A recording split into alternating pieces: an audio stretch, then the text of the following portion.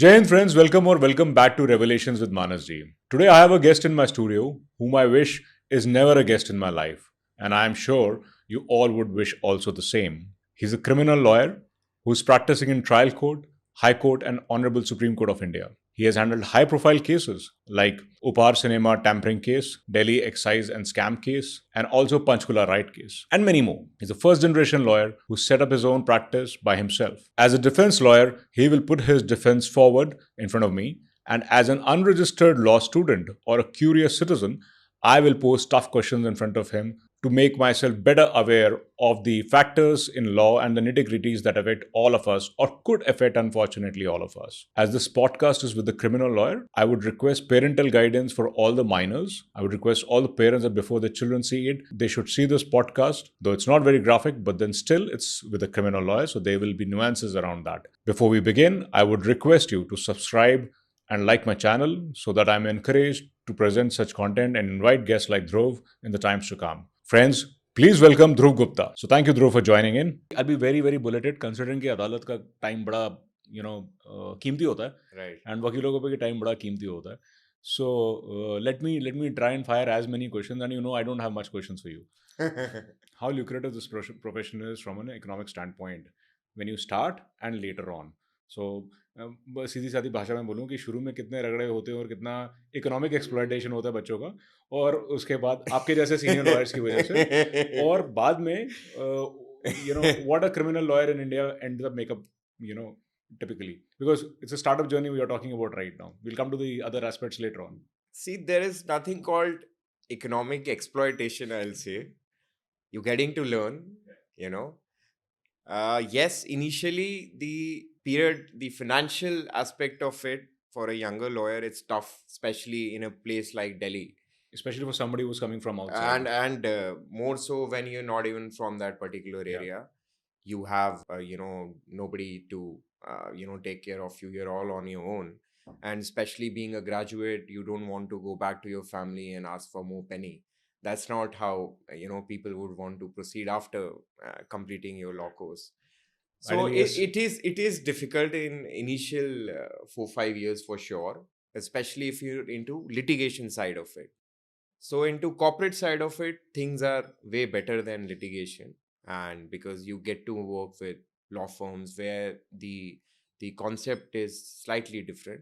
But if you talk about hardcore litigation, if you want to be a litigator, then the as far as the financial part is concerned, for younger colleagues, the initial 5 period is a testing time, and there is no harm. You have to get back to your family for that financial help for the initial period, especially if you're, like I said, not from the same place, because then it becomes difficult to meet your basic expenses.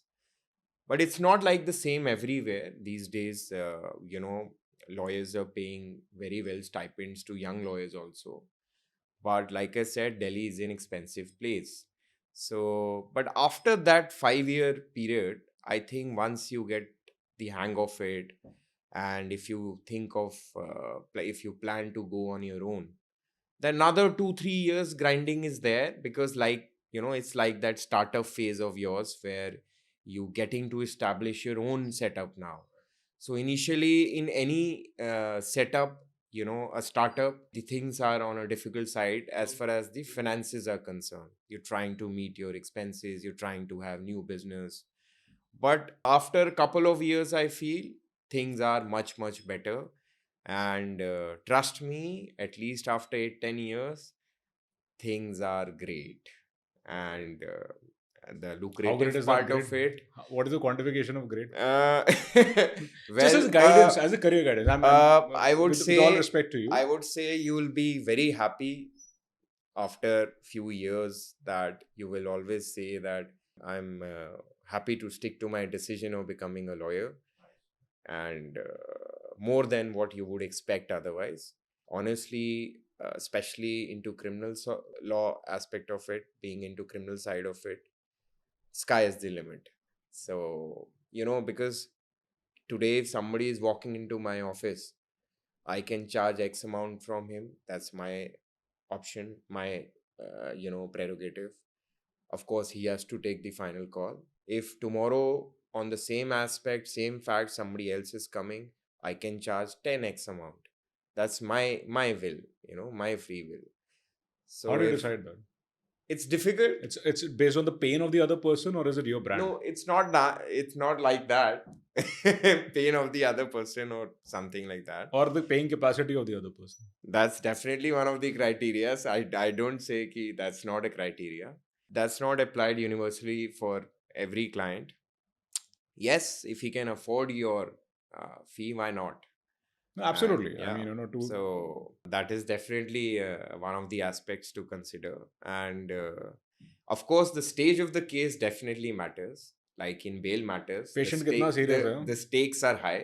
Okay. Like you go to a doctor, you're dealing with a stage 4 situation where the possibility of a reversibility of a life-threatening disease is almost minimal. Then the doctor you're going to be going to would be one of the best in the business. You would not be taking your chances to any Tom, Dick, and Harry. So once you go to that person, of course, you are ready to shell out whatever you have in your kitty. At that point of time, if that doctor is available or that professional is available, be it in any field, he has his own sweet will to charge whatever he wants to charge. So trust me, the lucrative part of this profession would come into picture once you have gone through that initial Grind of say 8 grinding of years 7 or 8 odd 7 8 years, years. and you start enjoying start reaping the benefits of that grinding of initial 7 8 years. I completely trust you because I Yeah. saw in the parking lot what you parked, and God bless you have earned it in all respect. I'm saying that because you started on your own, you have Yeah, gone through your own, yeah. and you very well earned it. And may By the you have grace more of God. stretched ones going ahead. But so that's for the budding ones. What drives you? How do you pick up a case? Do you do it for money, for popularity, for sensationalism, or you do it for morals? See, first of all, as far as I am concerned, availability is the first thing I look into. If, say, somebody is walking into my office and saying, "Sir, Mr. Gupta, tomorrow I have a matter to attend, and this is how, if you can represent us, whatever your legal expenses, whatever charges are, we'll deal with that."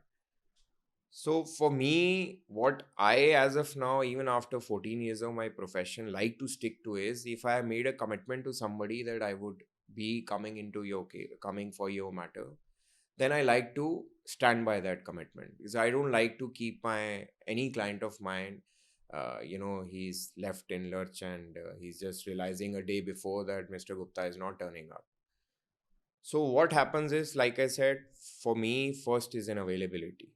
Now, if I'm available, and then if somebody is willing to engage me, the second would be, I personally see what kind of case I'm dealing with here. And then, of course, the aspect of legal fees would be a consideration. If I am giving my valuable time to something, and if I feel that, this thing requires or the man is willing to engage me, and for this, my expertise would be required to be delivered. And for that purpose, I'm going to be charging this much amount. And if he's willing to pay that, then we take it forward. And another aspect which comes into consideration is that what kind of case we are dealing with. If it's a case where I feel that it's a tough case to, take it, and the chances of a negative verdict are high, as far as I'm concerned, it gives me a different kind of kick. Then my When you say again second, negative verdict yeah, means against you. against me. Okay. So taking challenging brief for me is something which is, I personally, I would be very candid. I personally enjoy doing. Like, I've had the privilege of doing some high profile cases which have had some media attention in the past. We'll come to that. So, but I personally feel that these kinds of cases, defending them, especially from the lowest court to the trial court, is quite challenging. And then the second aspect that I discussed about the legal expenses, the legal charges, my fees charges, that goes on a back footing. So what kind of brief is there? Definitely a big criteria for me to decide after my availability aspect. And as far as the other things are concerned, being ethical, morals, that's very subjective, you know. Like for a criminal lawyer, if somebody is walking into my chamber that there is a murder case, I don't refuse that brief only because it is a murder case, you know, or I don't take a brief only because it is a murder case, you know. So we are nobody to judge anybody, you know. The role of a lawyer is to represent somebody. He should not escape that role and try to become a judge of his own client. It's good to have a candid conversation with your client in the sense that what was you up to, what were you up to, and what exactly happened, so that you can prepare better in your defense. But only on that basis, not giving somebody legal representation is not something which a criminal lawyer should be doing. You know, अगर आपने फौजदारी वकील बनना है और आप अगर इन चीज़ों में घुस रहे हैं, then I think you are at a wrong place and this is not the place you should be at. So on the availability, I want to thank you and I want to tell everyone that I totally believe that you stick to a commitment. Yeah. You gave me a time. आपने मुझे कोई तारीख पे तारीख नहीं दी. आपने मेरे को एक समय दिया and you were bang here on that time. Yeah. And so that is definitely. But interestingly, you said availability. You said money versus the brief and the Yeah. stage of the case. Yeah. And then came the morals and ethical Yeah. part. Is it Absolutely. in the order of preference or is it that you just said it during the conversation? I won't be like, there is no hard and fast rule to it. These are the few factors which are definitely required to be considered. And but availability first and foremost, definitely in the order of preference if we go. As far as the second and the third part is concerned, that is the charges and the kind of brief you're dealing with, that depends on case to case. So a criminal lawyer के लिए फिर ethics and morals सबसे last में आते हैं. I won't say for everybody, Hmm. but I'm not saying ethics don't matter. Hmm. And this is a kind of profession where ethics matter a lot. And even for a criminal lawyer, you won't believe, you know, we get to hear a lot of things that, especially in criminal law, some people are getting into shady businesses. They try to have a shortcut to get the best result out for their client. Or Can you every, elaborate because I don't understand what you're saying. what I'm trying to get at What is the line? This shady business क्या है? Or can you give an example? shady business in the sense that because being a criminal lawyer, you Hmm. have to deal with cops on almost daily Correct. basis.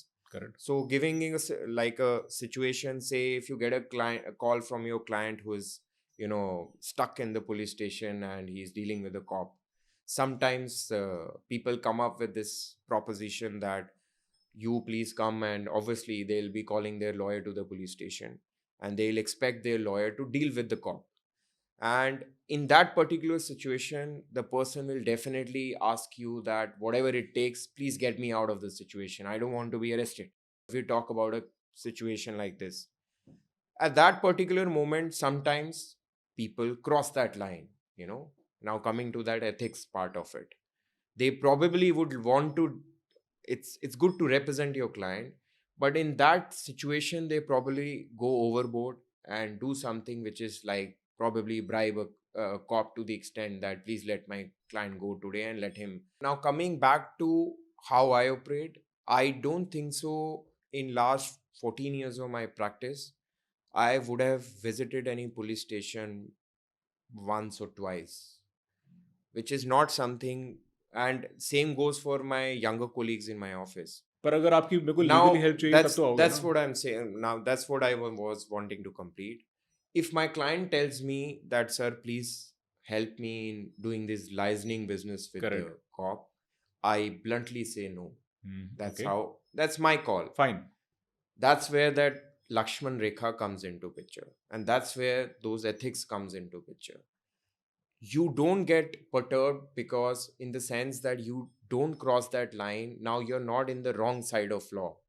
The moment you cross that line, you're being party to that same client whom you're going to represent. Now if you're called to the police station to represent a client of yours, to explain the legal part of it. There is no harm in that. Then you go. Then you go, you explain your bit of it. Correct. But at that juncture, if that cop is of the opinion, no, despite your defense, I'm going to arrest your man. And then at that point of time, you try to liaison with that cop by getting into the wrong side of law. That's where you're crossing that line, I personally feel. And that's where I say that it's not that criminal lawyers don't have those ethics, like, to answer that question of yours about the ethics part of it. So that's where you need to learn, because being a criminal lawyer, you will be faced with these situations on almost daily basis. That's what I see, at least. So that's where you need to see whether you want to cross that line or not. But I feel that if you cross that line, that's where, one, you getting into the wrong side of law. If you get caught, there have been instances like we've heard about this BMW hit and run case. Yeah. So that's not a place where you would want to go. And that's what I even advise my younger colleagues, that please avoid these shortcuts. If you can refrain from doing it for your initial, when you go as a startup, initial 3-4 years, then I think you can continue doing what you're doing purely as a student of law. You go to police station, you represent your client, but explain the law part of it. That's what a lawyer is supposed to do. He's not supposed to be Bribe the involved in court. some any shady Hanky-panky business stuff. and become accomplice with that client whom he is supposed to represent.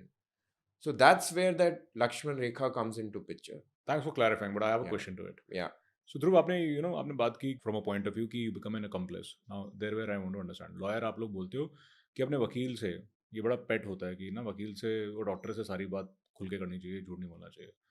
Now what if I come and tell you कि ध्रुव आज ना मेरे से ये गलती हो गई, मैंने ये क्राइम कर दिया. आपने accomplice की बात की. आपने वो बात, आप मेरा डिफेंस काउंसिल हो. आप अगर वो बात छुपा रहे हो, आपको पता मैंने क्राइम किया. Aren't you an accomplice in my crime in some form or the other? Not at all. Accomplice की जो definition, जो what I was trying to explain was, accomplice हो गया कि आप जी कोई क्राइम करने जा रहे हैं, आप आते हैं मेरे पास कि साहब मैंने तो ये मर्डर करना है, अब आप मुझे बताइए मैं बच कैसे जाऊं. हाँ, मैं इसको सबसे सफाई से कैसे करूं मर्डर. सफाई से कैसे करूं, और कल को आप मेरे से ये चेक ले लेना जी, ब्लैंक चेक, और मुझे बचा लेना. और आप ये जानते हुए कि आप ये क्राइम होने वाला है, आप उसको सजेशंस दे रहे हैं, उसको बता रहे हैं कि साहब आप ये मर्डर करने के बाद ऐसे ऐसे इस हथियार को यहाँ छुपा देना, ये सब आप कर रहे हैं, तो आप अकम्प्लिस हैं. You are equally responsible for that act. Okay. Yes.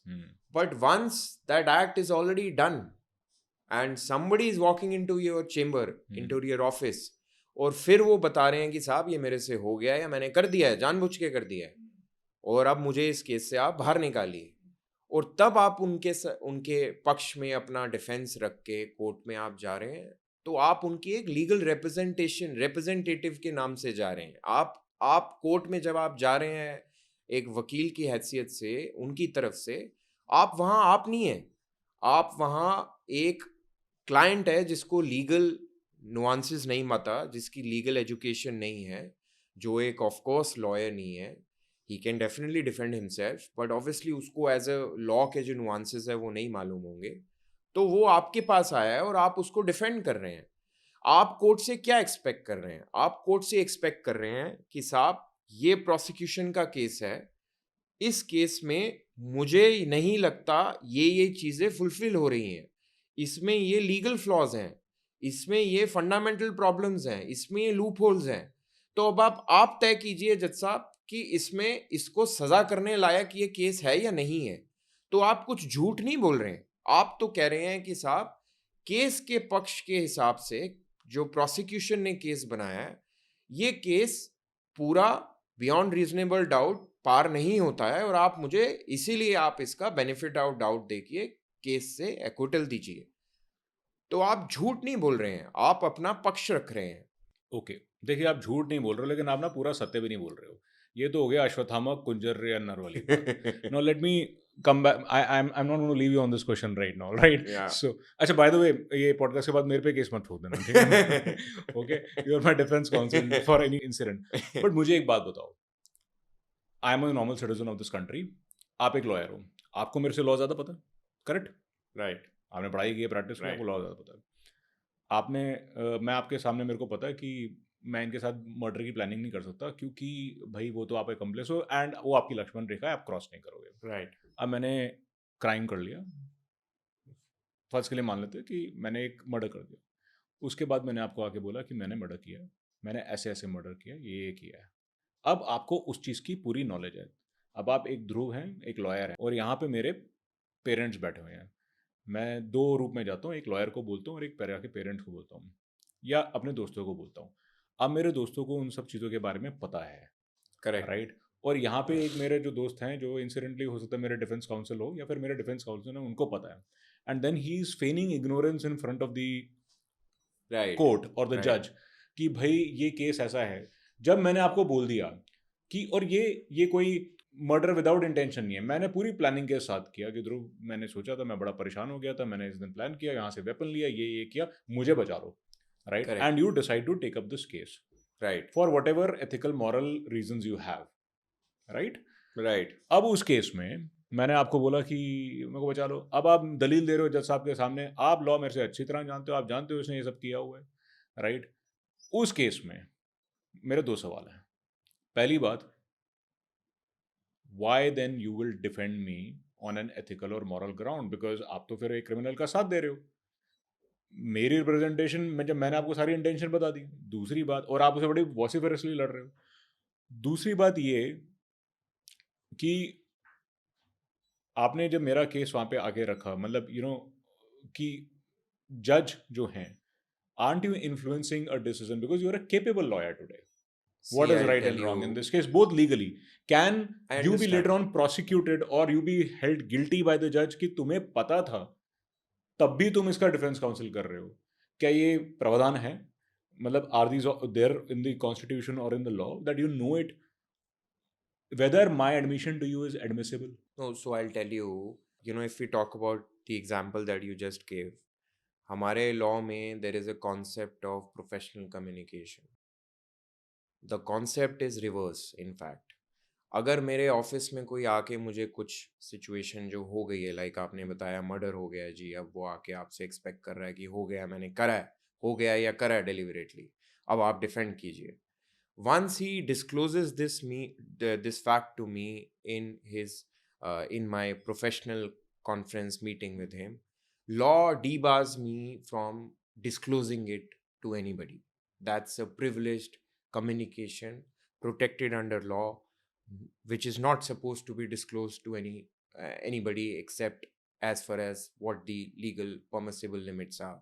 So this is like a Now, diplomatic immunity, kind of legal immunity या कुछ yeah, भी. so Indian Evidence Act may, I think, 126, so there is a specific provision to that effect where it says that these are all privileged professional communications.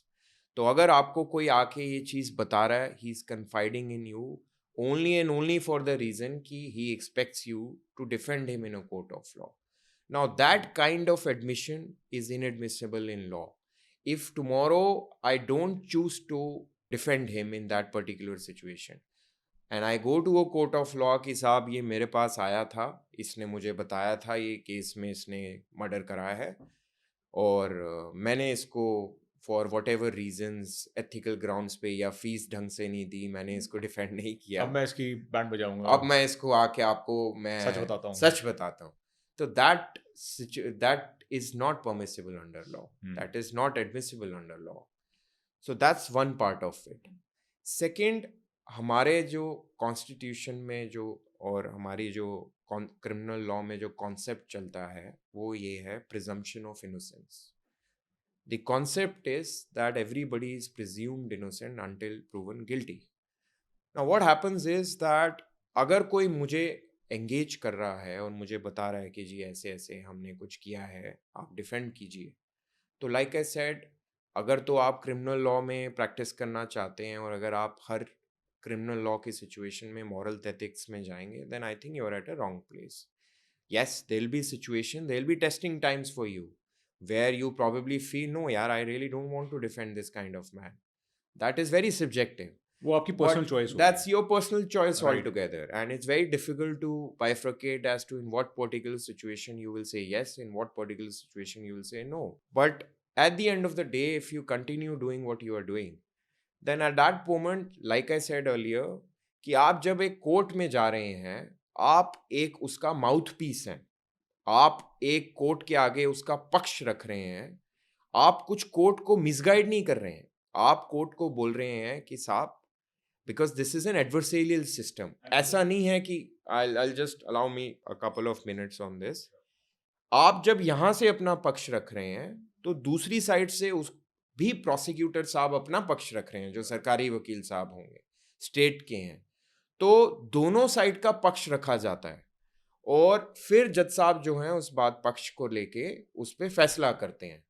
आपका अपने legal acumen के हिसाब से, अपनी interpretation के हिसाब से आप एक पक्ष रख रहे हैं, आप कोई गुमराह नहीं कर रहे हैं. आप अगर कह रहे हैं कि साहब, आपने, प्रोसिक्यूशन ने आपके खिलाफ ये केस बनाया है कि डीएनए में आपका कुछ फिंगरप्रिंट पाया गया है, तो कोर्ट और लॉ ये कहता है कि वो डीएनए की जो एक्सपर्ट की रिपोर्ट है वो कोर्ट में आके साबित करेगा कि ये डीएनए जो मुल्जिम का पाया गया है मौके से, to connect him with the crime, is indeed belonging to that particular accused. तो जब हम कोर्ट में उस एक्सपर्ट की क्रॉस एग्जामिनेशन करते हैं, उससे सवाल जवाब करते हैं, तो हम ये उसके सच्चाई जो वो कोर्ट में आके ऑन ओथ बोलता है उसको टेस्ट करते हैं कि क्या ये फैब्रिकेटेड है, क्या ये प्लांटेड है. और उस बेसिस पे जो वो क्वेश्चनिंग होती है, जो आर्ग्यूमेंट्स होते हैं, कोर्ट ऑफ लॉ ये डिसाइड करता है कि साहब ये प्रोसिक्यूशन ने जो केस बनाया है वो सही है कि नहीं है, और उस बेस पे वो फैसला हो जाता है. तो इसीलिए जो आप कोर्ट में किसी का पक्ष रख रहे हैं, तो आप एक अपनी ड्यूटी कर रहे हैं. Being a lawyer, it's not about money only. You know, sometimes people, especially to criminal lawyers, and I don't know about others, but now I have been into this field for quite some time, I get to hear this कि हाँ जी, वकील साहब को पैसे मिले हैं इसीलिए वो आए हैं. But it's not about that. It's a noble profession where we are also rendering our duties to the best of our capabilities. And why do we take a situation where we assume that anybody and everybody who's come to your office is a culprit? You take a situation where somebody is absolutely innocent, you know, and he is just wanting the best legal representation in a court of law, and he has the means to to spend and to engage that particular lawyer for his representation in a court of law. And there, when you deliver, it gives you a different kind of satisfaction. Is it not your professional duty to save that kind of people, persons who are absolutely, framed in a setup like that? Like we see on various occasions, people are fabricated, people are, involved and implicated in certain situations where they have no involvement at all. तो एक situation को पकड़ के, कोई instance को लेके कहना कि जी ऐसे ही होता है और ये सिचुएशन से आप कोई अकम्प्लिस बन गए, आई रियली डोंट नहीं थिंक वकील सो. साहब, मैं आपकी और आपकी प्रोफेशन की इज्जत बड़ी करता हूँ, बट मेरा सवाल अभी और भी है. सो ध्रुव, जैसा कि मैंने आपको कहा कि आपका हुनर अपनी जगह, but let me be slightly develop a bit more. एक मर्डर केस में मर्डर वेपन का मिलना शायद एक ज़रूरी चीज़ होती है, ऐसा मैंने फिल्मों में देखा. Correct me if I am wrong. या am I right? Yes, it It's has an important significance. या significance. Now, absolutely. I as a person come to you and I say मैंने मर्डर कर दिया, मैंने मर्डर वेपन वहाँ पे छुपाया है, और ये सब मैंने आपको प्रोफेशनल दायरे के अंदर बताया. अब आपको एक केस का एक बहुत अहम चीज़ पता है कि मर्डर वेपन इस बंदे ने वहाँ पे छुपाया हुआ, मेरे क्लाइंट ने. आप ये जाके आप कोर्ट में नहीं बताते हो और आप मेरे डिफेंस वकील हो, तो ये ना बताना क्या ये आपका दायित्व नहीं है? Because you are a citizen of India first and then you are a lawyer. तो इसमें क्या आपको वो इम्यूनिटी मिलती है कि आपने प्रोफेशनल दायरे में लिखा है तो आपको बताने की जरूरत नहीं है, जो भी बताया? Absolutely. If like I said that Indian Evidence Act, this is absolutely a privileged communication, and if he has disclosed something to me during the course of my professional communication with him, it's fully protected under law. and this law is for all the citizens of the country. But Like एक you बात said, बताओ. you are a citizen of हाँ. India. So the legislature has framed this keeping in mind that there can be such situations, ऐसी situations आ सकती है. और अगर आप वकील से खुल के बात नहीं करेंगे तो आप अपना केस कैसे लड़ेंगे. और अगर वही खुल के बात करके उसी को मिसयूज किया जाएगा तो कोई आदमी जो like that's what I was trying to mention earlier कि हम यही सिचुएशन लेके क्यों चलें कि वो एक्यूज्ड है और उसने ये डिस्क्लोज किया, अब आप नहीं बता रहे.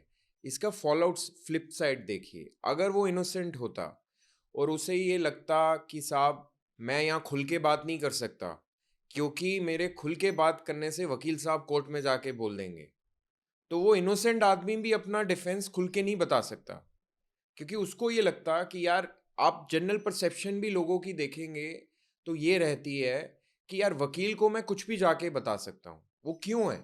अगर आप एक लेमैन से भी आप डिस्कस करेंगे, उसका पहला ये परसेप्शन होता है कि वकील और डॉक्टर से सारी बात खुल के बतानी चाहिए.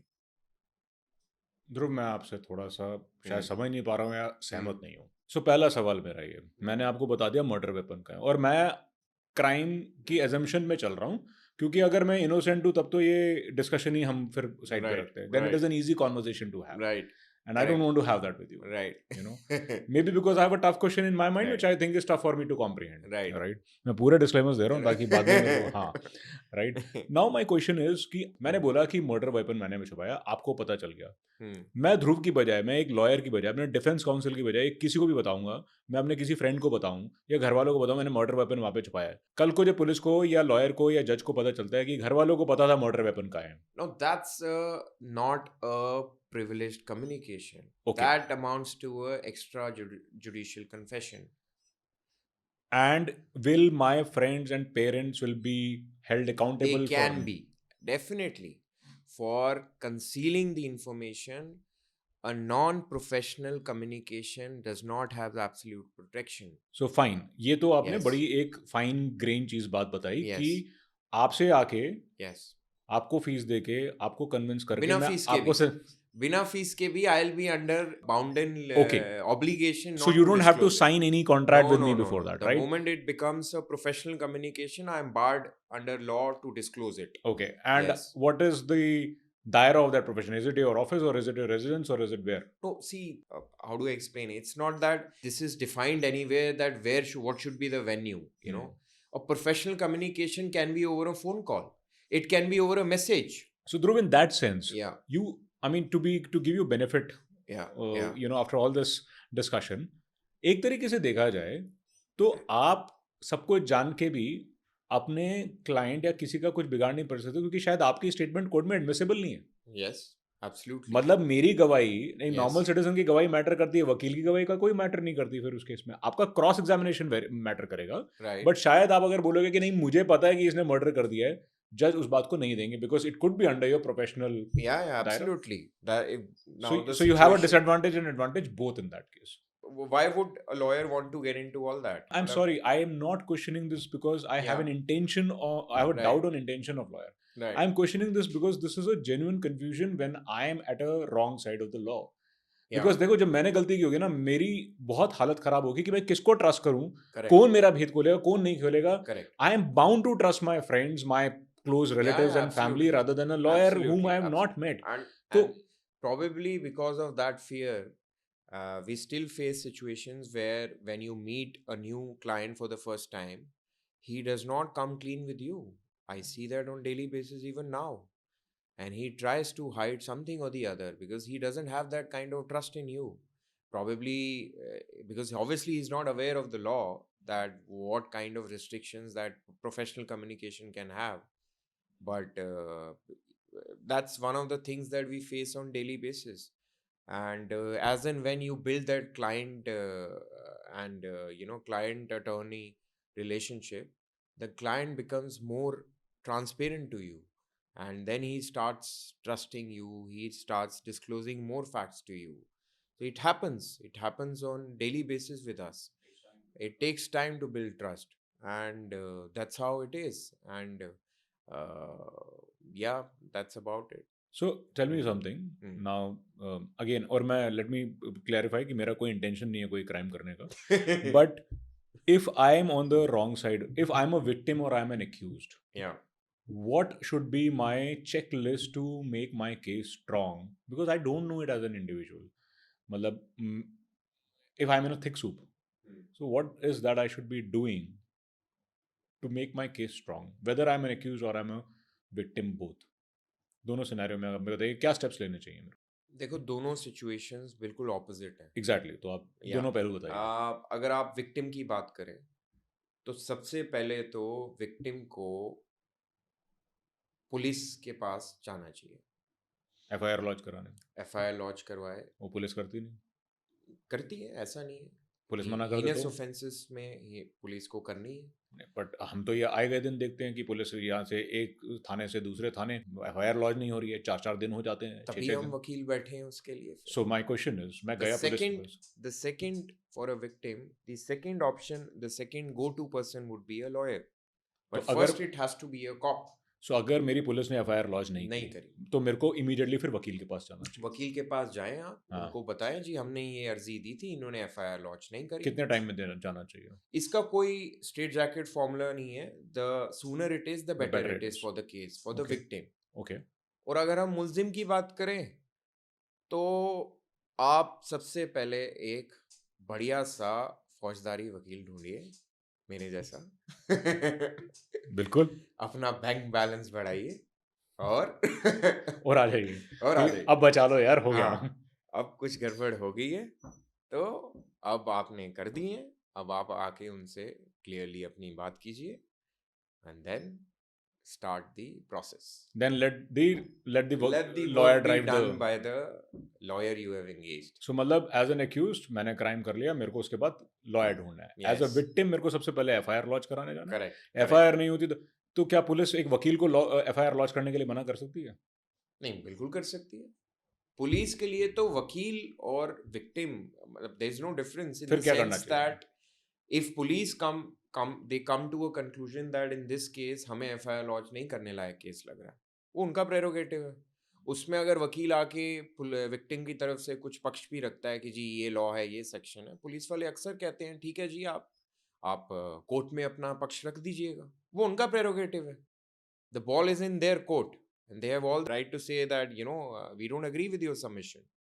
तो लॉयर ऑब्वियसली एक बेटर वे में प्रेजेंट कर सकता है विक्टिम का पक्ष पुलिस स्टेशन में भी, बट वो उनका प्रेरोगेटिव है. और प्रैक्टिकली स्पीकिंग हिंदुस्तान में पुलिस और वकील की ज़्यादातर पुलिस स्टेशन में एक तरफ की टोन नहीं होती है. और There are पुलिस वाले loggerheads. मोस्टली द्वंद्व हो रहा होता है वो दोनों. का व्यू होता है कि आप जी अपना पक्ष कोर्ट में रखिए, ये हमारा थाना है, यहाँ हमारे हिसाब से काम होगा. तो मतलब वहां पे वो डिसाइड कर सकते हैं कि मैं एफआईआर लॉन्च नहीं करूंगा, नहीं करता. और उस पर इसीलिए कोई एक्शन नहीं हो सकता पुलिस में. उसमें अब जैसे ऐसे तो 156(3) का जैसे प्रोविजन है. फिर एक हमारी लैंडमार्क जजमेंट आई सुप्रीम कोर्ट से ललिता कुमारी की, उसमें सब लिखा है कि अगर आप रिफ्यूज करेंगे केस में तो एक्शन भी हो सकता है. ऐसा नहीं है कि पीनल ऑप्शंस नहीं है, but anybody really exercises that option. तो अब मना अगर आप एक विक्टिम है, your focus would be to my pain punish that accused accused rather than the because of whom you are a victim. Now take a scenario where instead of focusing on that accused, you are focusing on the cop also. So how many people you're gonna fight with? So that is one of the reasons that sometimes who's a cop who's not doing his job the way he or she should be doing, there is any dereliction of duties, they go scot free because people really don't want to come after them. And registration of FIR is not the end of it. आपका जैसे ही पर्चा कटेगा accused के खिलाफ, आपने उसी police वाले के पास जाके इन्वेस्टिगेशन ज्वाइन करनी है बीइंग अ विक्टिम. उससे डेली इन्वेस्टिगेशन में मिलना है जब भी वो बुलाएगा. आपने कोर्ट में केस लड़ना है, उसी इन्वेस्टिगेशन ऑफिसर की रिपोर्ट के बेस पे केस लड़ना है. तो आप you don't want to be on the wrong side of that person who is going to put your case forward, because investigating officer is the first person who present your case in the court of law through the public prosecutor, because that's his opinion which he things after collecting the evidence, after investigating the case, कि उसके हिसाब से case में क्या है क्या नहीं है, तो उस बेस पे वो रिपोर्ट डालता है. अब विक्टिम मुलजिम से तो लड़ ही रहा है, ऑलरेडी झगड़ा कर रहा है, केस कर रहा है, इन द सेंस अपने राइट्स को डिफेंड कर रहा है और प्रोसिक्यूट कर रहा है, अपनी रेमेडीज अवेल कर रहा है, और साथ में उसको बोला जाए कि अब तो पुलिस वाले से भी प्रोसिक्यूट कर, तो वो प्रैक्टिकली पॉसिबल नहीं हो पाता है. सो एक इसमें ना दो चीज़ें थी। एक बात बताओ, मान लो किसी भी वजह से वो पुलिस वाला नहीं कर रहा, यू नो, एफआईआर लॉन्च नहीं कर रहा है, then in that case my lawyer will go to the magistrate and वहाँ से डायरेक्शन लेके आएंगे एफआईआर लॉन्च कराने. Correct, correct. करेक्ट. नाउ दूसरी बात, यहाँ से ये एक बड़ी ही अजीब सिचुएशन है ये तो, मतलब कि मेरे को कंप्लेंट उसके यहाँ लॉक करानी है जिसने बाद में मेरी हेल्प करनी है, और अगर उसने मेरे को मना कर दिया तो मैं उसकी कंप्लेंट इसलिए नहीं कर सकता क्योंकि मेरे को उसके मेरे प्राइम क्राइम में मेरे को उसकी हेल्प चाहिए. So the role of an investigating officer becomes a very strong role in that case, मतलब right? आप कंप्लेंट तो कर सकते हैं पर प्रैक्टिकली कोई एडवाइस नहीं देगा. क्योंकि आपने आपने जैसे सिस्टम कंप्लेंट इज की आप सच. एग्जैक्टली, और आपने या अगर कंप्लेंट की, आपने तो you are in the bad books of that. या डेफिनेटली. अच्छा, एक बात बताओ, अगर आप उसकी बैड बुक्स में आ गए, so as an investigating officer, can can he really mess up your case? He or she, can they really mess up your case? देखिए, जहाँ पे if you have legal How important is guidance, that? Yeah. Yes, the IU of the case is the master of his case. To keep the IU of the case in your good books, being a victim of a crime is definitely something which any decent lawyer would suggest. Because like I said, in a state prosecution, जहाँ पे heinous crimes की जैसे बात करें, वहाँ पे IO के ऊपर काफ़ी चीज़ें डिपेंड करती है, क्योंकि आईओ ने ही अपना केस, आपका केस अपनी इन्वेस्टिगेशन में जो निकल के आता है उसको फाइनल रिपोर्ट की फॉर्म में प्रेजेंट करना होता है. तो आप उसको ऑफेंड नहीं करना चाहेंगे, बट बात ऑफेंड करने की नहीं है. ऐसा नहीं है कि एक यही आई हुआ, इसके अलावा that's the end of the road. आपके पास अगर आप इन्वेस्टिगेशन से संतुष्ट नहीं है, you can always file an application for change of the investigating officer to the concern SHO और to the concern DCP. And if वो भी नहीं होता है तो आप कोर्ट में जा सकते हैं कि साहब ये पुलिस वाले काम ढंग से नहीं कर रहे हैं. But like I said, practical part of it, that is a solution which is not usually adopted because वो प्रैक्टिकली फिजिबल नहीं होता. आप एक पुलिस वाले की इन्वेस्टिगेशन से संतुष्ट नहीं है, इस बात की क्या गारंटी है आप दूसरे से भी संतुष्ट होंगे. So can you give me an example? आपने इतने केसेस लड़े हैं, या आरुषि हेमराज केस आपने फाइट किया है, या उन्नाव का केस आपने फाइट किया है, या एंड सो ऑन. सो आप अपने ही केसेस में से कोई उदाहरण दे सकते हैं या देना चाहेंगे कि how an IO plays a role, and what were the challenges, और may be a brilliant work by an investigating officer that has happened which you would like to share कि how important it is. see, as far as the cases are concerned, in certain cases, initially what happens is the investigation is botched up. Like if I talk about any particular case, for example, in this Arushi case itself, the Honorable High Court of Allahabad has passed a judgment to the extent that the initial investigation was not done to the in a manner which should have been done, though that matter is now sub judice in Supreme Court. So that's about it. I would not like to comment much on that. But usually I've seen in certain cases where investigation is not up to the mark, the case goes for a toss. And because of the botched up investigation, the accused takes benefit of it. I'll give you an example. I'm defending a case in UP where initially an FIR was registered against an XYZ man on the ground that somebody tried to shoot a victim, on the ground that you please withdraw your ongoing litigation against between those people. An FIR was registered for attempt to murder against my client, and after a while, when police started their investigation, the cop within a span of 1 week realized that the person who's named as an accused in the FIR was not even there at the crime scene. And this all FIR is all a figment of lie or for some ulterior motives. He could crack the case in 5 days, you know, and he put the picture before the court the way it was, and he did a fantastic job. Now, see a scenario where he would not have done the investigation the way it should have been, and it would have been totally botched up. Then an innocent man would have been facing a trial for attempt to murder for no fault of his, for no crime he has done, and investigation and the trial would have gone for years. So that is why I said that the role of investigator is very important. He is the master of his case. And in any case, if the initial investigation is not done in the manner it should be, it should have been done, then it caused a bomb to the victim, and then the accused has the option of pulling up a lot of lacunas in the case of prosecution, which ultimately leads to his benefit, and it can lead to an acquittal where the accused did not deserve to be acquitted. So that's about it. That's why the role of an investigation, a non-botched up affair, a legal investigation is very important. सो ध्रुव, ये तो आपने वो case बात किया जिसकी एक आम आदमी को कोई इंटिग्रिटीज नहीं पता, right? And law has taken its own course. There are glaring cases where, and this is where I want to now come to the part of ethics, legal procedures versus national security. And I'm confused, for the lack of a better word. There are cases, classic case 2611 attacks, Ajmal Kasab दुनिया के सामने कैमरे में record था. हम उस time की बात कर रहे हैं जब एआई टेक्नोलॉजी नहीं थी, डीप फेक नहीं थी, right? So there was not much to investigate. Clearly उन्होंने उसने कसाब ने लोगों को मारा. तुकाराम ओमले साहब ने उसको रंगे हाथों पकड़ा था, एंड जिसके लिए उनको वीरगति हुई. वो ट्रायल, वो case, if I am not wrong, 8 से 10 साल चला. सरेआम दुनिया के सामने ये सब हो रहा है.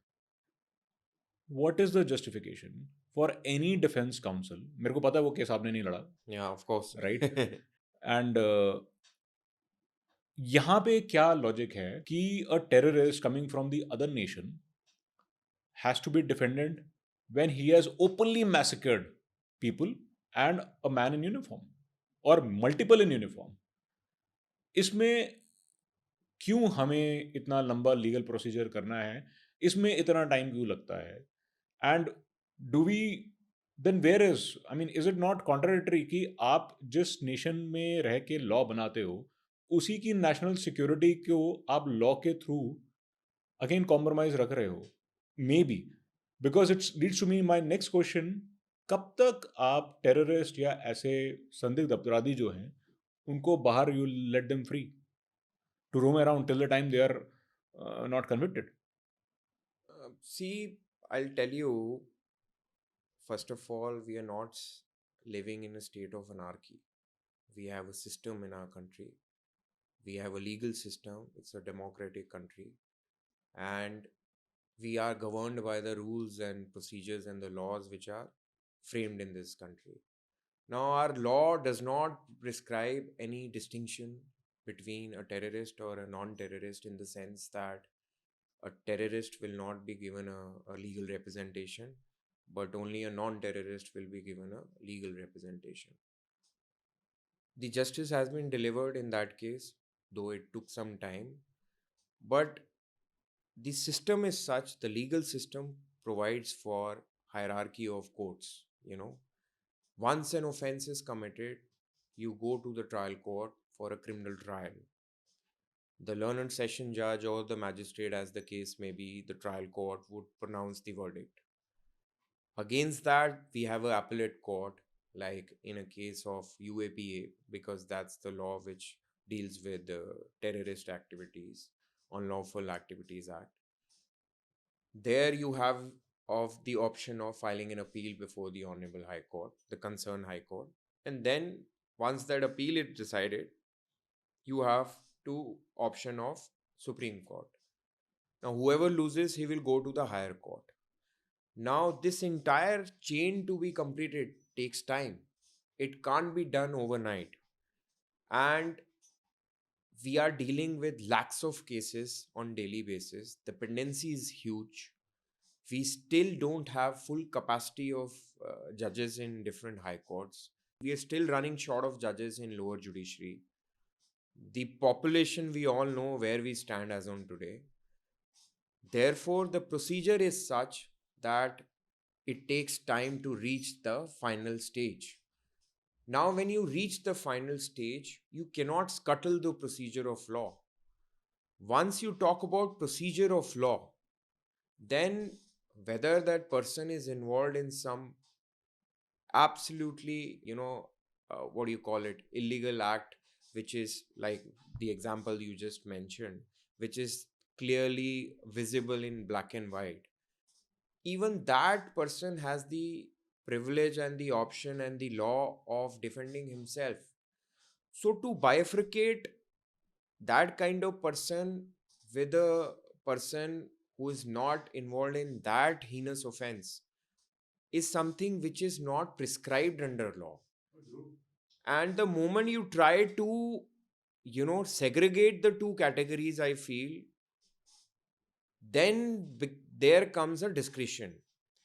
Who and how somebody will decide that a person who is not involved or who is involved in a particular heinous offense will be tried before a criminal law or not? You say, sir, please try this person whose role is quite apparent in CCTV footages or something like that. You don't give him a chance to defend, but you give a chance to defend a person who is probably not as against whom the evidences are not as clinching as the first category of person.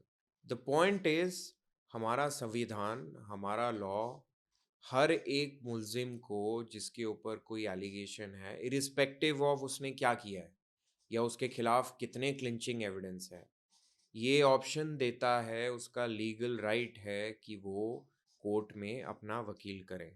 Suppose वो कोई defence lawyer नहीं करता, तो ये सरकार का फर्ज बनता है, कोर्ट का फर्ज बनता है कि उसे सरकार के खर्चे पे एक सरकारी वकील, एक लीगल एड का काउंसिल प्रोवाइड किया जाए. उस केस में क्या वो काउंसिल रिफ्यूज नहीं कर सकता कि सरकार को सॉरी मैं नहीं ये केस लड़ूंगा? नाउ जो काउंसिल्स लीगल एड के काउंसिल्स के पैनल में होते हैं, they can definitely refuse, but ultimately ये ऐसी सिचुएशन नहीं होगी कि कोई लॉयर उस बंदे के लिए पेश ही नहीं होगा, वरना वो ट्रायल आगे नहीं चल सकता. And that is but you can't relate it that only because somebody has a lawyer to defend, the cases are not getting decided. You are right. I'm not saying कि The point is, the lawyer is doing his own job, be in the capacity of a state prosecutor or in the capacity of a legal aid lawyer or in the capacity of a private defense lawyer like me, because the law provides such system. Now, if you have a problem with that kind of system, with due respect, Manas, then there has to be amendment under law. Like I said, then you are getting into a field of law that साहब इस category के cases में आप इस बंदे को कोई वकील ना दीजिए, ताकि प्रोसेस, जो टाइम का प्रोसेस है, वो कट शॉर्ट होके देके हम इसका फैसला कर दें. That is where when I said we are not living in a state of anarchy. We have a system. And when you have a system, to stay in a society, you are governed by rules, you are governed by law. And to maintain that, so that you remain in your checks and balances, they remain maintained. आपको पता है जी मैं ये करूँगा तो मेरे ऊपर ये प्रॉब्लम आ सकती है, मेरे ऊपर ये I will be on the wrong side of law. तो वो अगर आप जैसे ही वो सिस्टम से हटा के एक ऐसा सिस्टम एक्सपेक्ट करेंगे कि साहब इसके लिए तो कोई वकील नहीं आएगा क्योंकि ये इस केस में इन्वॉल्व है या इसके खिलाफ ये एविडेंस है, बट दूसरी कैटेगरी के लोगों के लिए लीगल रिप्रेजेंटेशन आएगी, that's where I think we are getting into this anarchy kind of system, or a system which is not provided under Constitution of India.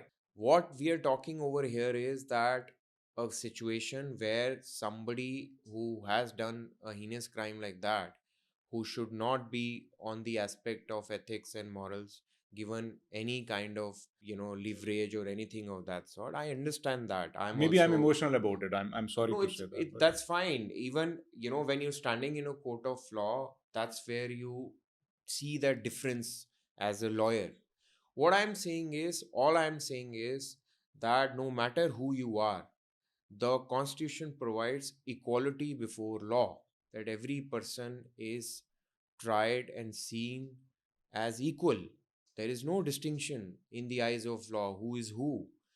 And this right of trial is a fundamental right of everybody.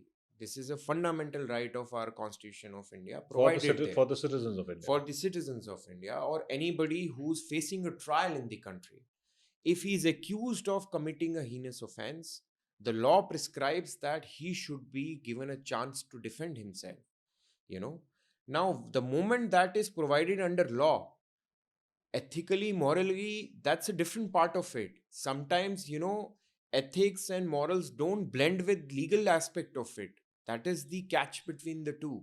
Sometimes your morals ethics will have a conflict with the legal procedure provided under law. Like, to cite another example, you have a right to be silent under criminal law. you know if accused is involved in something and cops question him that are you involved in this offense or not, he has the option of exercising to option of right to remain silent. So now on other hand, you will say that what kind of man is he or she is that he's not disclosing that he's actually done it. You're right to that extent. I'm not denying it even for a minute, but he's exercising his legal right. So it's very difficult to compare the two situations. And what we are talking about is a mere legal representation in a court of law, so that nobody takes this argument that some special benefit or some special disadvantage has been given to anybody which is not provided under law. And that is why I said that we are all citizens of this country and we have to follow the rule of law. And if law prescribes certain things to be done in a certain manner, we have to follow that the way it is written in the books. So, in that sense, law is equal and accountable and fair to everyone. Absolutely. Absolutely. All right. So, Dhruv, as an unregistered law student, I stand educated on many aspects, but then obviously with somewhere my heart is still not agreeing with you, and pardon me for that. And I know it's not you as a lawyer; it's maybe that it's my opinion, Yeah. which and I could be biased, but let me come to this point of fairness, equality, and Yeah. accountability of the law.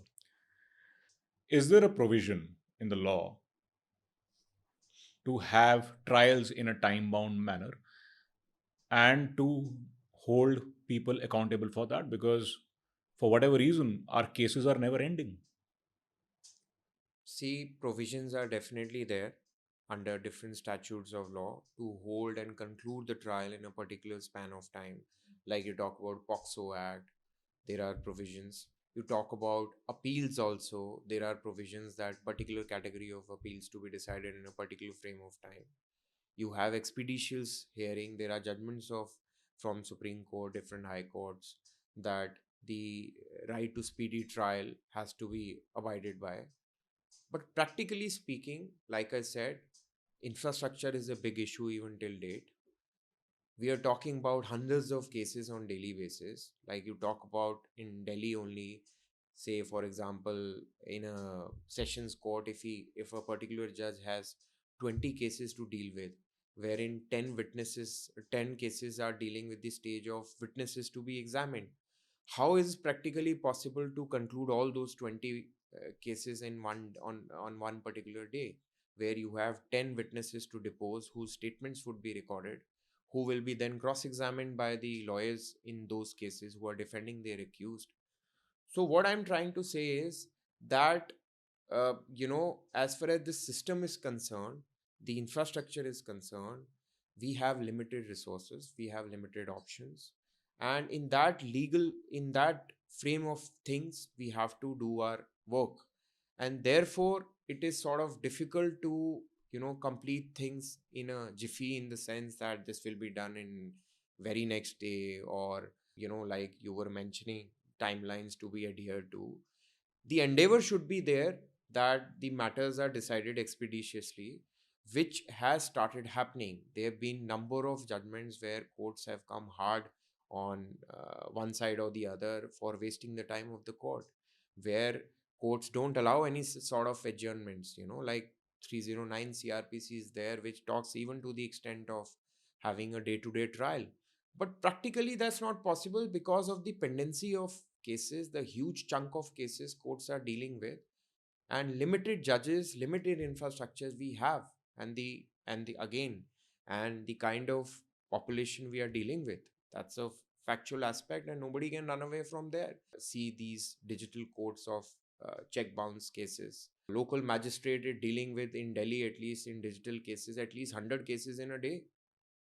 How is he supposed to decide all those 100 cases the very next day? Interestingly, that brings me to one question which I never thought of. It's a very common thing that I've read in the newspapers. So and so Chief Justice has taken over as a, and he disposed of so many cases on single day, Yeah. 300 cases, 400 cases. Now, Yeah. here you are saying that how do you expect for the cases to be solved within a day, whereas our learned judges, and in all respect, I'm saying, they're able to dispose of so many cases Yeah, within a absolutely. day's time. No, there is a difference, Manas. Yeah. In Supreme Court, trials don't happen. Okay. It's like, you're comparing two absolutely different situations. Please educate. For example, in trial court, where the trial is happening, it takes, say, for example, a murder trial in a place like Delhi, nothing less than 5 years. That's a usual, unless there are directions. That's a fast track. Not a fast track, I would say, a normal course of, like I said, unless there is an order by a higher court to decide this on particular. That's an average time. Average time, let's count it like that. 4-5 years are easy.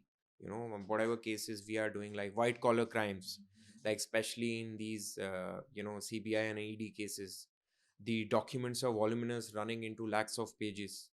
The trial does not even commence. It takes, because of the quantum of volume of the documents you are dealing with, the number of accused you are dealing with. And you have to read all of them? And of course, you have to. Now, and judges read all of them? Yes, of course. They have I'm not saying it out of any kind of a no, sarcasm they out do. here. No, but because, you're talking about to. so many documents, so many papers. Yeah, absolutely. You have to. And now you are comparing, you're expecting that trial court judge to decide that case in a span of, say, 4 months, 5 months, 6 months, whatever, expeditiously, and comparing that situation with a situation in Supreme Court where we are dealing with a 136 jurisdiction, or we are dealing with a statutory civil or criminal appeal, where trials don't take place. गवाहियां नहीं होती है वहाँ गवाहियां नहीं होती हैं, वहाँ arguments है कि साहब 2 कोर्ट्स ने ये फैसला किया है या 3 कोर्ट्स ने ये फैसला किया है, अब आप ये तय कीजिए कि लोअर कोर्ट्स का फैसला सही था या गलत था. सो वहां पे लिमिटेड आर्ग्यूमेंट्स. वहां पे भी तो उतना पढ़ना पड़ता होगा ना, जज को पुरानी हिस्ट्री पढ़ के आना पड़ता होगा. नहीं, पढ़ना पड़ता है, but it's, please understand, these situations are very different. It's like you have 3-4 courts who have taken a view this way or that way, and now you are dealing with the mostly SLPs, like special jurisdiction. SLP is like special leave petition under Article 136 of Constitution of India, where you see limited points to be raised at initial stage. It's a filtered. It's a filtered process. But does it affect the independence of judgment at a higher court? No. Bro, I wanted to read out a judgment, and allow me to look at this note because I don't want to go wrong. And I want you to explain this because I find it uncomprehendable. Delivering the ironical and widely criticized judgment in the trial court proceedings in 1999, the additional session judge said of that though he knew that he is the man, and I quote, again I repeat, he is the man who committed the crime, he was forced to acquit him, giving him the benefit of doubt. The state had failed to bring home the charge of rape against the accused. And while indicting as the man who committed the crime, the judge was constrained to acquit him because of benefit of the doubt. Hindi में अगर इसको बड़ी simple भाषा में बोलूँ, मुझे पता है तुम कातिल हो, मुझे पता है तुमने क्राइम किया है, पर ना मैं फिर भी तुम्हें एक मौका देता हूँ. ये मेरी समझ में आता है. मेरी समझ को आप क्या सही या गलत कहेंगे या उसे कैसे ठीक करना चाहेंगे? See, honestly, I have not read the files of that case because I was not the lawyer in that case. But what I can understand is that because in that case, the learned trial court had acquitted the accused. And how I read this is that probably due to lack of evidence, in the esteemed wisdom of the learned trial court of that case, the man was let off. And probably there was a conflict between the morals and ethics of the trial court versus the legal principle which governs the field of law. And if, in the esteemed wisdom of the trial court in that case, he was of the opinion that, इस case में क्योंकि evidence उस लायक नहीं है कि किसी को मैं सजा दे पाऊं, उन्होंने एक्विट किया. पर आप कह रहे और हो कि मैं जानता हूं कि तुमने ये किया now है, मैं कन्विंस्ड हूं. I feel, though ये you are जजमेंट reading मैंने this आपको from रीडिंग the दिया. judgment, if that's the case, because I don't probably I think that's what, if that is what is written there, then I feel probably your personal emotions have come into picture while writing this, and which is why it finds a bit difficult to digest, like for a person like a non-lawyer, to understand where is it coming from, that if you feel somebody is involved but yet you're letting him off. And that is why probably in our system, हमारे देश में जब trial court का कोई जज कोई फैसला करता है, that's not the end of it, that's not the end of the road. आप लोअर कोर्ट में कोई फैसला किया, कोई भी रीज़न से किया, किसी जज साहब ने अपनी रीजनिंग दी, उसी को जजमेंट कहते हैं. फाइंडिंग्स दी, एविडेंस को, साक्ष्य को इवैल्यूएट किया कि क्या निकलता है क्या नहीं, और अपना एक व्यू लिया. उस व्यू को हायर कोर्ट्स टेस्ट करती है, हाई कोर्ट या Supreme Court as the case में भी. इस केस में if my memory doesn't fail me, I think lower court में एक्विटल था, फिर हाई हाई कोर्ट कोर्ट में में कन्विक्ट हुआ था, कन्विक्ट हुआ, एंड सुप्रीम देन कोर्ट में अपहेल्ड हुआ, अपहेल्ड और हुआ. फाइनली लाइफ सेंटेंस, बिल्कुल. डेथ वाज कन्वर्टेड इनटू जी लाइफ. जी. सो आप खुद देखिए, हायरार्की के हिसाब से कोर्ट को लगा कि लोअर कोर्ट ने फैसला नहीं ठीक किया है in terms of the evidence, so that verdict was reversed. So it's just a process, it's a part of the process, I would call it. Now how and why somebody has written a judgment in a particular manner, that is very difficult to comment on. So I will not dissect this further, the wordings of this judgment with you, because I respect that you were not there that time practicing law or so on. And maybe I don't expect you to be knowing each and every case in detail, especially when this is an unscripted podcast that we are having. It's not that you had to share questions before. My question, my simple question is, trial court ने equity किया, high court ने पूरे उसका विपरीत decision लिया, correct, supreme court ने उसे upheld किया. यहाँ पे ट्रायल कोर्ट की क्या अकाउंटेबिलिटी लेने का कोई ऑप्शन होता है? नहीं जी. देखिए, यही हमारे देश का, हमारा डेमोक्रेसी का ब्यूटी है. That's the beauty of law in our country, कि एक सिस्टम है, और सिस्टम क्या है जी? हायरार्की है कोर्ट्स की. अगर एक कोर्ट में कोई गलत फैसला हुआ है, भाई लीगल अंडरस्टैंडिंग भी किसी की गलत हो सकती है, और हायर कोर्ट को लगता है कि इनकी जो लीगल अंडरस्टैंडिंग थी पर्टिकुलर सिचुएशन में, उस चीज़ की, वो गलत थी. उस सिचुएशन में ये फैसला नहीं, ये फैसला होना चाहिए था. वो हायर कोर्ट का प्रेरोगेटिव है. तो उस बेस पे हायर कोर्ट ने उसको रिवर्स किया या अपहेल्ड किया, एंड फाइनली सुप्रीम कोर्ट में जो भी वह फैसला आया, उस बेसिस पे आप कभी ये एक्सपेक्ट नहीं कर सकते कि आप जो लोअर कोर्ट का फैसला रिवर्स हुआ है उस पे आप कोई अकाउंटेबिलिटी सेट कीजिए. उससे क्या होगा जी? The moment you start setting accountability of lower judiciary like this, you start putting some kind of fear into the mind of a judicial officer, in the sense कि कहीं आपने अगर कोई लॉ या इवैल्यूएशन ऑफ लॉ गलत कर दी, तो आपके खिलाफ हम पर्सनल लेवल पे जाके कोई अकाउंटेबिलिटी सेट करेंगे. Look at the flip side. उस केस में ये हो रहा है कि आपने कैसे भी लॉ को इंटरप्रेट कर लिया, कैसी भी जजमेंट दे दी, कोई बात नहीं, चलता है, मैं ऊपर से देख लूंगा, तुम गलतियां करते रहो. नहीं, ऐसा नहीं है, बिल्कुल ऐसा नहीं है. इनफैक्ट कई केसेस ऐसे हुए हैं पास्ट में जहाँ पे हायर कोर्ट्स ने काफ़ी स्ट्रिक्ट जजमेंट्स लिखी, लोअर कोर्ट्स के फैसले को रिवर्स भी किया हम्म, और ये भी लिखा कि लोअर कोर्ट ने कुछ बिल्कुल ही गलत फैसला किया है। पर उसके में कोई पेनलाइजेशन होता है? उसमें पेनलाइजेशन नहीं होता यूजुअली, उसमें कई बार स्ट्रिक्चर्स पास होते हैं, कोर्ट्स में होता है, ऐसे केसेस में हुआ है। उसमें कई बार प्रमोशंस रुकती हैं, ट्रेनिंग में भेजा जाता है, ऐसे काफ़ी केसेस हैं जहाँ पे ये सब ओके, हुआ है। ओके, तो ऐसा नहीं है कि अकाउंटेबिलिटी नहीं होती है, मैं ये समझना चाह रहा बट था। ये वो केसेस हैं जो विच आर वेरी रेयर, और हम्म, वहाँ पे उन केसेस में ये बिल्कुल ब्लैक एंड वाइट में दिखना चाहिए कि जज साहब ने तो बिल्कुल ऐसा फैसला कर दिया है जो कोई भी प्रूडेंट जज नॉर्मल आदमी कर ही नहीं सकता।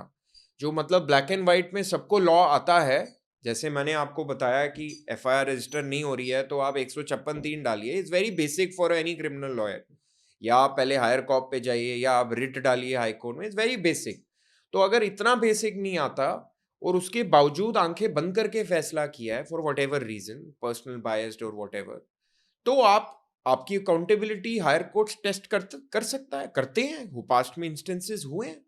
But it can't be a running affair that in every second case, just because a reversal of the verdict has happened, the judge has to be made accountable. उससे आप जो freedom of application of mind है, जो lower courts के पास freedom है, higher courts के पास है, you are trying to take that away. In fact, when I think from what you're saying, Yeah, perhaps then we are discouraging the culture of Shastrarth yeah. or intellectualization correct, or a correct, debate. Correct, correct. तो आपने उन्हें judicial exam के बाद training, अब तो आपने पढ़ा होगा कि 3 साल की मैंडेटरी प्रैक्टिस के बाद आप मैजिस्ट्रेट के एग्ज़ाम की बात चर्चा में है, उस पे कुछ डायरेक्शंस भी आई। वो पहले होता था, बीच में बंद हो गई, बट आप जो हायर जुडिशरी के एग्ज़ाम्स हैं, उसमें जैसे अगर आपको डिस्ट्रिक्ट जज के लेवल का एग्ज़ाम देना है, बनना है, आपकी 7 साल की मैंडेटरी प्रैक्टिस चाहिए। वो क्यों किया गया? वो इसीलिए किया गया ताकि आपको प्रैक्टिकल पार्ट ऑफ इट भी थोड़ा समझ में आए। आप सीधा एग्ज़ाम दे के लॉ ग्रेजुएट बन के जज जज ना नहीं बन बन जाओ। जाए। ये सारी चीज़ें इसलिए भी अब दोबारा वापस लाई जा रही हैं। कहीं न कहीं ये महसूस हुआ कि भाई ठीक है, आप प्रैक्टिकल चीज़ भी थोड़ी देखिए। लॉ कोर्स में ट्रेनिंग और प्रैक्टिस के बाद की ट्रेनिंग में बहुत ज़मीन आसमान का फ़र्क होता है। तो ये जो अकाउंटेबिलिटी वाला पार्ट है ना जी, क्योंकि उसमें कई बार ये कहा जाता था कि एक व्यू ये भी आया कि आप जुडिशियल ट्रेनिंग तो करवाते हैं, तो आपको फिर प्रैक्टिस की ट्रेनिंग की क्या ज़रूरत है, दैट इज़ गुड इनफ। तो ये अकाउंटेबिलिटी कहीं ना कहीं ये सारे फैक्टर्स हैं जहाँ पे ये चीज़ें फिर ये रिफॉर्म्स आ रहे हैं। तो but it can't be that in every case just because the judgement is reversed somebody should be made accountable. That cannot be, in my humble opinion, and that should not be the way to move forward. There's one fundamental principle that bail is a rule, not the exception. पर तब भी कुछ लोगों को That's bell आप पहली बात तो ये फॉलो होता है कि नहीं होता है, नंबर वन। चलिए उसको अगर आंसर आप पूरे मेरे नेक्स्ट क्वेश्चन के साथ करना है, मेरा नेक्स्ट क्वेश्चन ये भी है इसमें। कुछ बेल्स रात को 12 बजे 12:30 बजे हो जाती हैं, वीकेंड पे हो जाती हैं, संडे को हो जाती हैं। और कुछ बेल्स, कुछ लोग, people are languishing in the jail, jail में पड़े हुए हैं 4 महीने से 6 महीने से, उनके अगेंस्ट कोई चार्जशीट फाइल नहीं की हुई, इररेस्पेक्टिव ऑफ देयर पॉलिटिकल और whatever their backgrounds are. तो ये कैसे डिसाइड होता है कि इसके लिए कोर्ट रात को सैटरडे या संडे को खोलनी है? इसका क्या कोई प्रोसीजर होता है? How the cases are? तो देखिए, हर हर कोर्ट में, हाई कोर्ट में, लोअर कोर्ट में, सुप्रीम कोर्ट में एक अर्जेंट मेंशनिंग का प्रोसीजर है। और आप कोई भी हो, आपका कोई भी केस हो, वो जब तक आप अर्जेंट मेंशनिंग का प्रोसीजर फॉलो नहीं करते हैं, आपका केस नहीं लग सकता है। अगर आप अर्जेंट मेंशनिंग अपनी उस कंसर्न प्रोसीजर में जो प्रोविजंस दिए गए हैं उसके तहत अपनी अर्जेंसी कोर्ट में साबित कर सकते हैं। जैसे फॉर एग्जांपल, मैं अभी जून की महीना चल रहा है, हाई कोर्ट में, हमारे हाई कोर्ट में छुट्टियां होती हैं, Delhi high court is closed for summer vacations. आपका मतलब ये नहीं है कि आप पूरे 30 दिन हाई कोर्ट में कोई केस ही नहीं डाल सकते हैं। आपको क्या करना पड़ेगा, आपको अर्जेंट मेंशनिंग करके जो कंसर्न्ड अर्जेंट मेंशनिंग के रजिस्ट्रार साहब होंगे, उनको ये कन्विंसिंग नोट या कन्विंस करना पड़ेगा in terms of the procedure laid down कि आपका केस अर्जेंट मेंशनिंग के लायक है। तो ये कौन डिसाइड करता है? रजिस्ट्रार करता है ये जो जैसे हर हाई कोर्ट का जी। डिफरेंट प्रोसीजर है, जी तो यहाँ पे जैसे वो एप्लीकेशन जाती है उस अर्जेंट मेंशनिंग अर्जेंट नोट के तहत, अगर आपका वो केस लगता है अर्जेंट, जैसे बेल है, अगर मुझे लगता है मेरे को कल कोई अरेस्ट करने वाला है मेरे क्लाइंट को और मुझे एक बेल लगानी है, तो वो that comes in that category and we file that application that I have an apprehension of getting arrested. Now once that discretion is exercised by the concerned official, your matter gets listed before a court of law so that you don't get unheard. And you don't go unheard in the sense that आपको legal remedy avail करने का मौका नहीं मिला और आपको आपके ऊपर कोई प्रॉब्लम आ गई है. तो ये चीज़ें हैं, आपको अर्जेंट मेंशनिंग ये सब के प्रोसीजर्स हैं, आपको ये फॉलो करने हैं, आपके केस सुनवाई पे आएंगे. तो ऐसा नहीं है कि किसी का रात को 12 बजे लग रहा है, किसी का संडे में लग रहा है, किसी का मंडे में लग रहा है. There is a system which every person has to follow और उस सिस्टम के हिसाब से चीज़ें अलाउ होती हैं.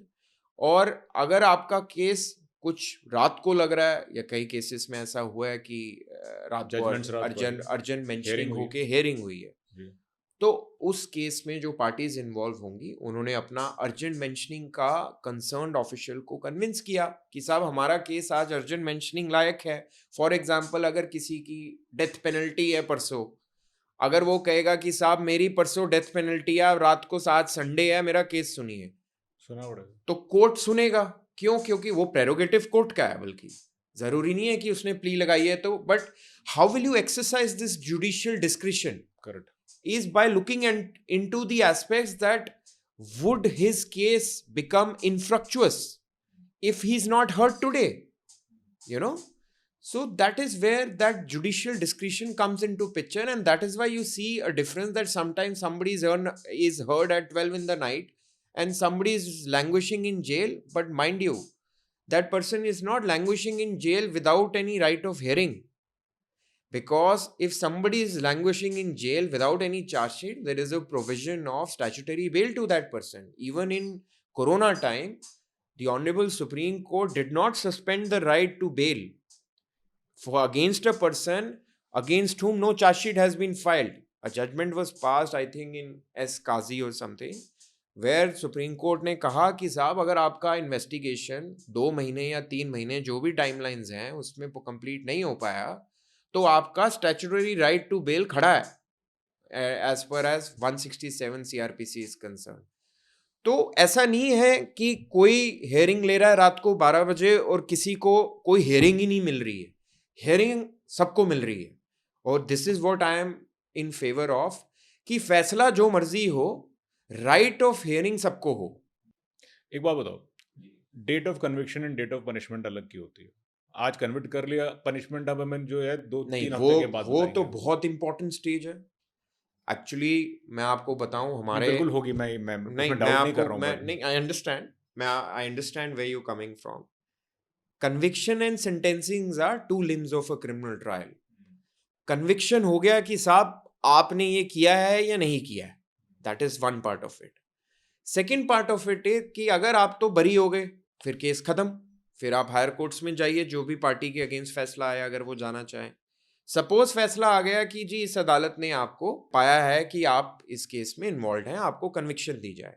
अब दूसरा स्टेज ये है कि कानून में सपोज इस केस की सजा है अप टू 7 years, या इस कानून में सजा है फ्रॉम 3 years to 10 years. तो ये कैसे डिसाइड हो कि इसको कितनी सजा देनी है? वो उस पार्ट को कॉन्टेम्पलेट करके, बहस करके, फाइनली कोर्ट इस केस का फैसला दे उस पार्ट पे कि कितनी सजा देनी है इस क्राइम के लिए जो इसने कमिट किया है.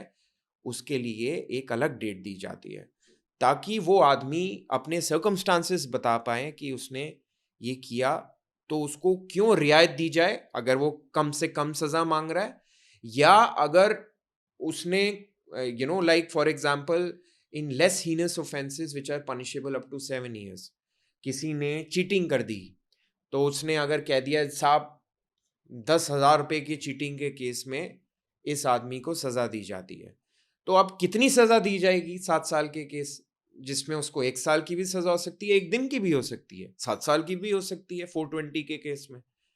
तो उस केस में उसको ये टाइम दिया जाएगा to address his argument in the court to the extent कि उसको कितनी सजा दी जाए। इसीलिए कन्विक्शन और सेंटेंस की डेट अलग होती है। ठीक है, हीनियस क्राइम्स पे आते हैं। या एक लड़की का रेप होता है, या एक्यूज को बेल मिल जाती है, वो फिर जाके रेप कर देता है या उसको मार देता है, या उसके अपनी बेल के उसमें एक विक्ट्री परेड निकालता है। How does the judiciary view this? And heinous crimes के केस में क्यों बेल दे रहे हो जबकि आपको पता है एक थ्रेट? नहीं, see, I don't know whether it is a prerogative of judiciary और the I'll amendment to the law. I'll tell you, granting somebody bail is the pure judicial discretion of a particular court which is dealing with the matter in hand, be it lower court, high court, Supreme Court. Now, nobody would decide a bail on the basis that what he or she, that accused, is going to do in future. Please understand, a bail is decided on the basis of the file which is before the court of law, कि इसने जो offence के लिए ये case court में लगा है उसमें इसके खिलाफ क्या साक्ष्य आ रहे हैं, क्या ये आदमी आज बेल के लायक है या नहीं है।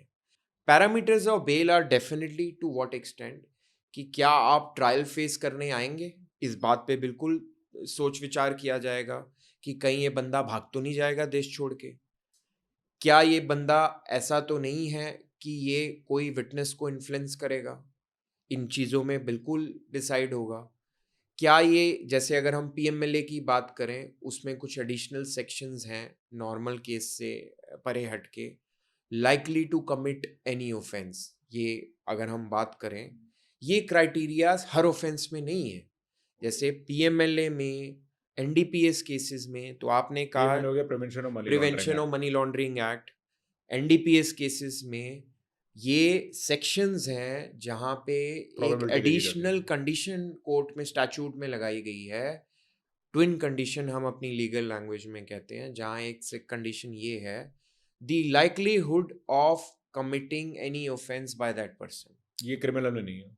ये क्रिमिनल में ही आते हैं, अच्छा, बट ये हर ऑफेंस में नहीं आते, मतलब ये ये रेप और मर्डर में नहीं है, और रेप में नहीं है। ये नहीं है, बिल्कुल नहीं है। और व्हाट अबाउट पॉक्सो? पॉक्सो में है, नहीं तो उस केस में नहीं पॉक्सो में नहीं है, सॉरी पॉक्सो मतलब में आप नहीं। देखो ये इज इट, मतलब आप कह रहे हो कि मर्डर, रेप Correct. और बच्चों का जो शोषण हो रहा है उसमें हमारे पास ये प्रोविजन नहीं है, मनी लॉन्ड्रिंग में हमारे पास ये प्रोविजन है। बिल्कुल है, बिल्कुल है। Isn't it sad? See, I'll tell you, these are I don't know absolutely, whether it is you as a lawyer or a court has to do it. Correct me if I'm wrong. Perhaps it is a prerogative of the parliament yeah, to make the laws and pass them yeah, as bill. absolutely, But absolutely. how do you feel? I mean, In fact, I'll tell you, these additional conditions are already under challenge in the Supreme Court, even in PMLA cases. In fact, पीछे 2017 या 19 में कुछ judgement आई थी, उसमें ये additional जो conditions लगाई गई थी उनको सेटिसाइड कर दिया गया था, क्योंकि इसका फंडामेंटल जो रीजनिंग लॉजिक है वो ये है कि everybody is presumed innocent until proven guilty. Now the moment you are taking a divergent view from that principle of law which is applicable universally in all sort of cases in our country, and now you are pitting that person to a different additional condition which is that prove the likelihood of not committing any offense again, then there is a dichotomy in the two aspects. On one hand, you are dealing with a situation where you are presumed innocent until proven guilty. On the other hand, there is an additional burden on you in certain categories of cases like PMLA, like NDPS, like drugs cases, what I meant, where you are saying that though you are presumed innocent until proven guilty, but you please prove for the purpose of bail that you will not, the likelihood of you committing such offense, any offense again. So this is for the law makers to decide as to how it is to be applied universally in every set of cases, because these are different, different spheres, difficult to compare the two situations. A murder case can't be compared with a money laundering case. A drug case cannot be compared with a rape indictment. So these are absolutely different cases. And on one hand, you follow the regime of presuming everybody to be innocent. On the other hand, you have strict penal statutes like this. Manas, sometimes what happens is the need of the hour is to have those additional, strict penal laws like PMLA. Law is not as old as, a rape indictment, a rape section, because that's coming from 1860, 375, 376. Money laundering is 2005 Act, NDPS is a slightly older 1985. So what we need to understand is there has to be a universal application of things, but if the need of the hour demands that to capture certain particular instances at particular point of time, you have to have some tweaking on the law and having these additional kind of conditions to be put on persons, that's fair enough. So it's difficult to say that, in these kind of cases this condition is not there, and in other kind of cases this condition is there, that leads to some kind of unreasonable, what do you call it, a conflict between the situation. That's not how it is. It depends on situation to situation, and that's how I read it, at least. Well, you said fair enough, and I really don't know whether I can agree with the word fair. You know, but Dhruv, you are a lawyer, and there's only to a certain degree that I can dare to, or I can be qualified to argue with you, right? But let me, as we're towards the end of this podcast, right? Yeah. Let me ask you certain pertinent questions, which is now outside these, perhaps the ambit of criminal law, but I'll still Yeah. ask you that. How much role does media and society play in influencing the judgments in the modern world? See, Does it affect the judge? I'll tell you. Pressure hota hai? See, media plays an important role, in so many things. Like the case you referred to, once this verdict was passed, there was a lot of pressure, a lot of media attention, and finally the verdict was reversed. Then there have been other cases like Nitish Katara case, where media has played a fantastic role, and the media attention is definitely, It's a good thing to know. I'll tell you what happens is. By the way, I I'll- like it. I'll Whenever an open, close-ended question is thrown at a lawyer, it's like, it's very similar to an economist. I'll tell you what happens is a judge is also a human being, and nobody is infallible. Anybody can make mistakes. But what you need to understand is that while writing a judgment, the aim of the judge is to uphold the rule of law. Sometimes the law takes you to a situation where probably the justice is not delivered, because, like, for example, the evidence in a case file requires the man to be acquitted, but everybody knows that he's involved. So but the rule of law is upheld when that man is acquitted, but the justice has not been delivered because the man who was involved in that crime has been given a clean sheet. But what does a rule of law say? That you have to decide the case on the basis of the evidences which are involved in that case. That is why there is a saying that, one innocent man should never be convicted, though 100 convicts can go scot-free, but innocent man can never be and should never be convicted. तो होता क्या है मानस, अगर आप media trial की बात कर रहे हैं, प्रेशर, हर आदमी टीवी देखता है, अखबार देखता है, ये कोई जूरी ट्रायल तो हो नहीं रहा जो पहले होता था कि साहब jury will be barred from paying attention to any media coverage और एनीथिंग. यहाँ तो ओपन कोर्ट है. ओपन कोर्ट में आप 100 लोगों के व्यूज भी देखेंगे घर जाके, भाई ह्यूमन बींग्स ही हैं सारे, राइट. वो अपने घर वालों से भी बात करेंगे, न्यूज़ भी करेंगे.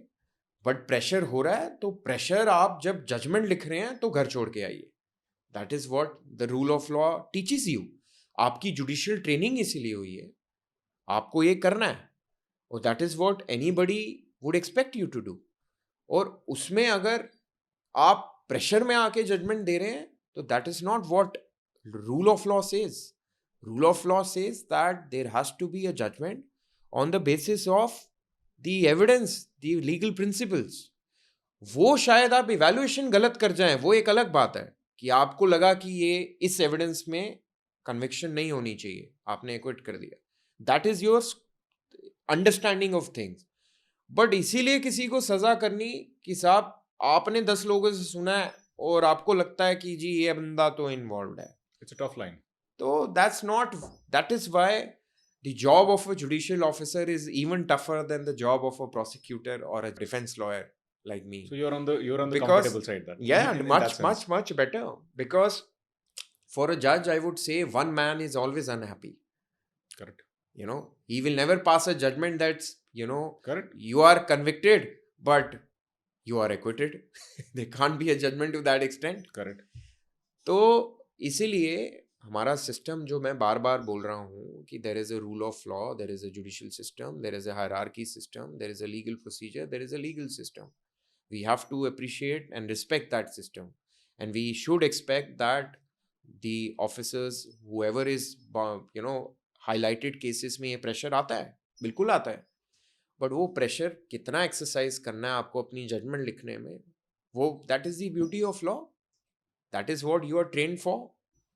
So Dhruv, that was on media, society influencing. Now I want to tell you a reality which you would be aware, and which of course we are experimenting on. The threshold to media entry has reduced with the social media, right? Do you think that this interaction is good? And I'm not saying for the sake of marketing, of course that's one, Yeah. right? But do you think these things are good? And what should be the guardrails uh, to have such conversations? See, conversations like these are always healthy for a person who has no knowledge of that particular field. Like, I'm sure some of your viewers would be in a position to understand what I was trying to explain, who probably would not be well versed with that particular aspect what we were dealing. तो और यही beauty है हमारे देश की कि आपका with the advent of social media and online things and all those things, आपका एक्सेस है इन चीज़ों को लेके, तो ये चीज़ें हम हमें बिल्कुल करनी चाहिए, but the intent should be to make people educated so that they know what is happening, and how things go on, instead of just believing in what they hear from others or people without even noticing things, firsthand. Because when it comes from horse's mouth, things are different. And when you hear just from कि भाई movies में ऐसे देखा है और उससे ऐसे सुना है, then things are portrayed in a different manner.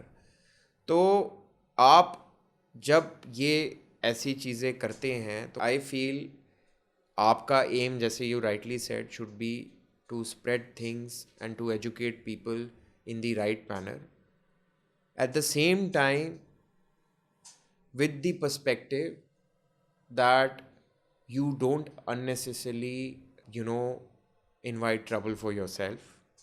How do I avoid that? You can, What could I have done with you that I could have invited trouble for me? probably you could have shown me these questions beforehand. Okay. I'm just kidding. On a lighter note. तो आप थोड़ा इसके बारे में research और अच्छी से करिए, क्योंकि आपको जब पता होगा कि सब्जेक्ट की बात करनी है, आपका उसका homework, I am not talking about you, I am talking about generally. Thanks for Though clarifying. your homework was more than, I would say, far better than my expectation. Thank you. कभी जरूरत पड़ी मैं आपके लिए chain turn कर दूंगा. So that's how you go about it. You study some nuances related to that subject, and that's about it. Dhruv, thanks a lot. The last and the toughest question. Yeah. You've been doing well. You've had a startup journey. You're still Yeah. figuring it out. Yeah. You are you're one of the budding criminal lawyers, or already established. I don't want to say already established because that's in a way an end, But my question is, how can I take your services for free?